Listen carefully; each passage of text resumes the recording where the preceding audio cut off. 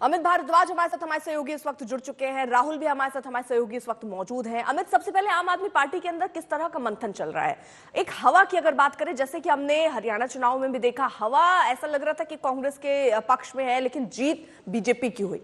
यहां पर भी ऐसा लगा एक वक्त पर कि आम आदमी पार्टी की कहीं हवा तो नहीं, क्योंकि एक के बाद एक घोषणाएं करते नजर आए आम आदमी पार्टी के नेता, लेकिन अंडर करंट बीजेपी जो सभाएं कर रही है, जिस तरह की बीजेपी की स्ट्रैटेजी है, भले माहौल हो ना हो लेकिन ग्राउंड पर जाकर काम हो, ये बीजेपी ने किया है। क्या एग्जिट पोल इसी को दिखाते नजर आ रहे हैं? और अगर ऐसा है तो आम आदमी पार्टी की अपनी स्ट्रैटेजी अब क्या नजर आती है?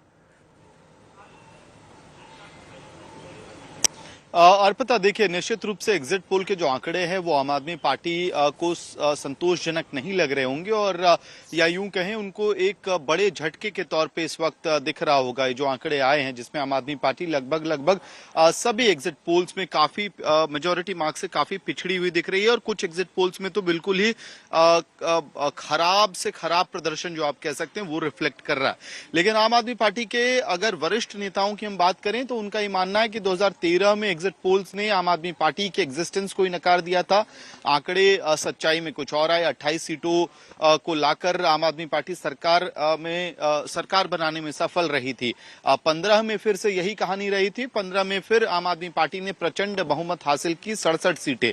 लेकिन 2020 में एक वेव दिख रहा था ग्राउंड पे जो ज्यादातर एग्जिट पोल्स में भी रिफ्लेक्ट किया था, और तो इसी आंकड़े के सहारे फिलहाल आम आदमी पार्टी का सेंट्रल डिफेंस बना रहेगा। उनका मानना है कि देखिए, एग्जिट पोल है, एग्जैक्ट पोल अलग होगा, और इसकी वजह यह है कि आम आदमी पार्टी अंदर खाने ये मानती है कि तकरीबन 31 से 35 सीटें तो ऐसी थी जहां पे आम आदमी पार्टी के उम्मीदवार बड़े मार्जिन से जीत रहे थे, या वो सीटें जहां पे आम आदमी पार्टी बहुत कंट्रोल की स्थिति में थी। तो ऐसे में हर पार्टी के लिए जब भी कोई भी चुनाव में एक पॉलिटिकल पार्टी उतरती है तो वोटिंग के पहले तक उनको पता होता है कि हमारे कंट्रोल की सीटें, कंसोलिडेटेड सीटें कौन सी हैं और किन सीटों पे लड़ाई है या मार्जिन बहुत कम है जो ऊपर नीचे हो सकता है। तो आप नेताएं अंदर खाने फिर ये बात कर रहे हैं कि अगर हम 31 से 35 सीटों पे कंट्रोल में हैं तो बाकी बचे 39 सीटें या 35 सीटें भी माने तो उसमें क्या 10-12 सीटों का भी कन्वर्जन नहीं होगा।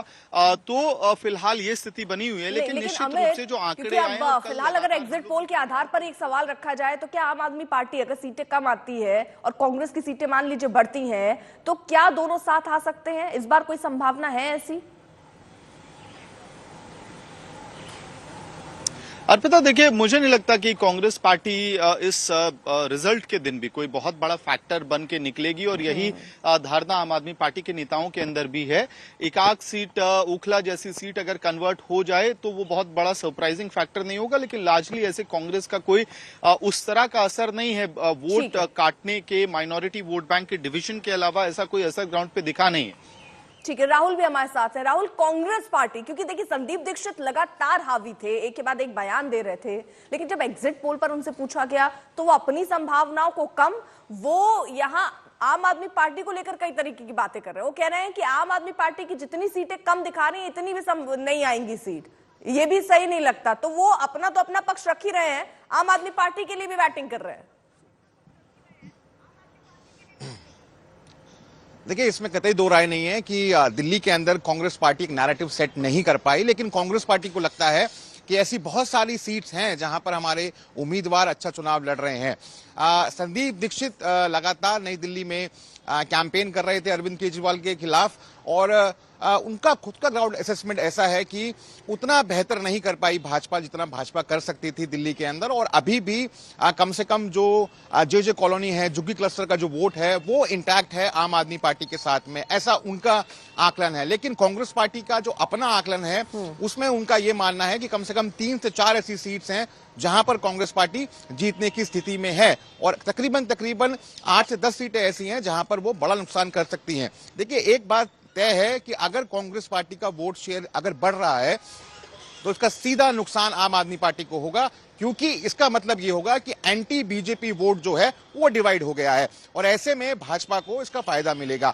और इसीलिए कांग्रेस पार्टी के कई नेता ये चाहते हैं कि कांग्रेस पार्टी का जो वोट शेयर है वो कम से कम 10% को पार कर जाए, 12% तक पहुंच जाए। अगर ऐसा होता है तब बीजेपी को फायदा होगा, बीजेपी निकल जाएगी। देखिए, कांग्रेस पार्टी ने ये रियलाइज किया है, हम जितने लोगों से बात कर रहे हैं, कि अगर हमको दिल्ली में दोबारा से खड़ा होना है, उसके लिए सबसे पहले हमें आम आदमी पार्टी से अपना जो पुराना वोट बैंक है वो वापस लेकर आना होगा। तो इसीलिए जो दलित माइनॉरिटी जो सीट्स थी वहां पर खासा फोकस किया गया।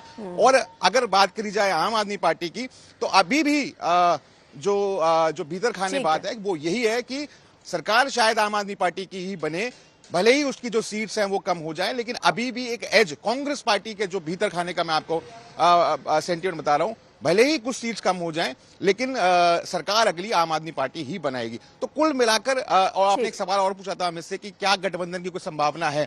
देखिए, कांग्रेस पार्टी का ये साफ तौर पर मानना है कि अगर हमने दोबारा गठबंधन किया आम आदमी पार्टी के साथ में, तो ये दोबारा से खड़ा करने के बराबर होगा आम आदमी पार्टी को। तो भले ही उनको विपक्ष में बैठना हो या दोबारा चुनाव में जाना पड़े, कांग्रेस पार्टी इस पक्ष में नहीं है। ठीक है हिमांशु, बीजेपी की रणनीति कहनी पड़ेगी, क्योंकि इससे पहले हमने देखा 2014 से अगर आप देखिए तो बीजेपी के लिए एक माहौल नजर आता था। जीत से पहले ये समझ आ जाता था कि कहीं ना कहीं बीजेपी जो है वो आगे बढ़ती हुई नजर आ रही है। लेकिन अगर हम पिछले कुछ चुनावों को देखें, चाहे वो हरियाणा देखे, चाहे वो महाराष्ट्र देखे, एक अलग स्ट्रैटेजी पर अब बीजेपी जो है काम कर रही है। भले माहौल आपके अगेंस्ट हो या माहौल बाहर से बनता दिखे या ना दिखे, लेकिन बूथ स्ट्रांग करना है, कार्यकर्ताओं को स्ट्रांग करना है, बड़े बड़े नेताओं को जमीन पर उतार देते हैं। जैसे दिल्ली विधानसभा में भी आप देखिए, बड़े बड़े नेता जो हैं वो पूरी तरीके से स्ट्रैटेजी बना रहे हैं। पूर्वांचलियों को साधने की कोशिश है, यानी दलितों को साधने की कोशिश है, उत्तराखंडियों को साधने की कोशिश है। तो ये सारी स्ट्रैटेजी बीजेपी अंदर खाने कर रही है और उसका रिजल्ट हरियाणा और महाराष्ट्र में मिला है। एग्जिट पोल भी वही दिखाते नजर आ रहे हैं कि बीजेपी की ये स्ट्रैटेजी